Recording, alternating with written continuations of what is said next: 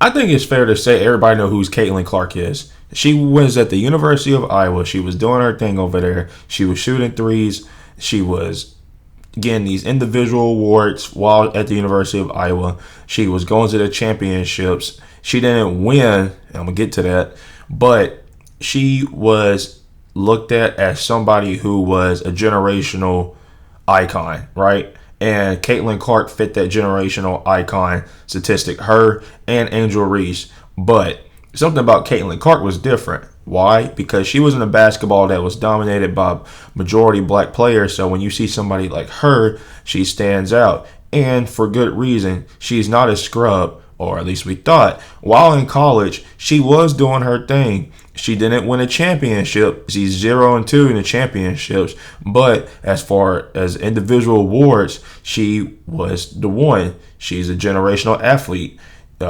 She shoots threes very good, and that's really all she can do. But why is she known? Why is somebody who doesn't have a championship known? And that goes back to what I wanted to talk about. I want to talk about how Caitlin Clark reminds me of Abby Steiner when it comes to track and field.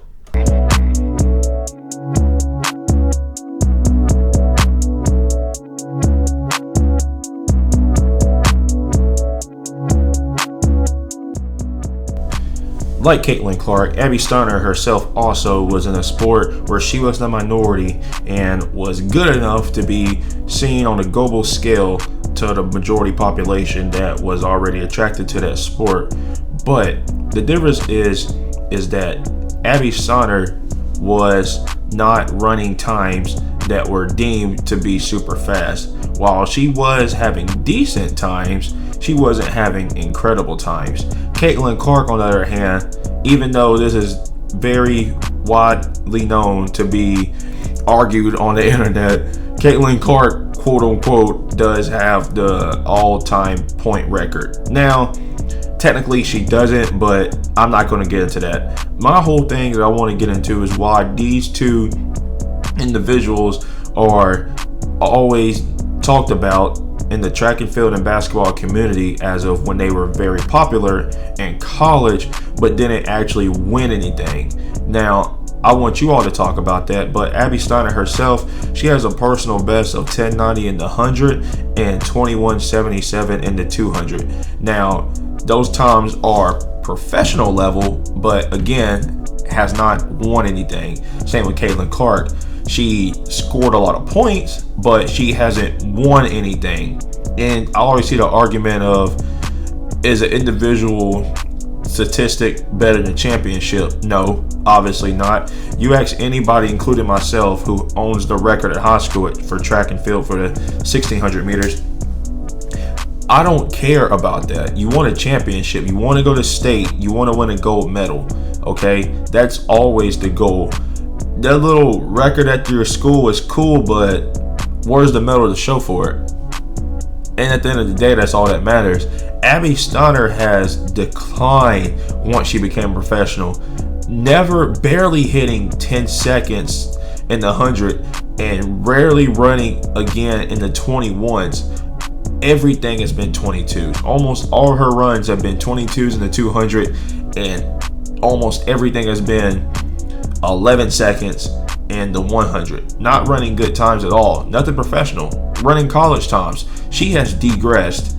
And the same can probably be said for Caitlin Clark. While Caitlin Clark overshadowed her rival Angel Reese had a championship, and she at least is on a good team.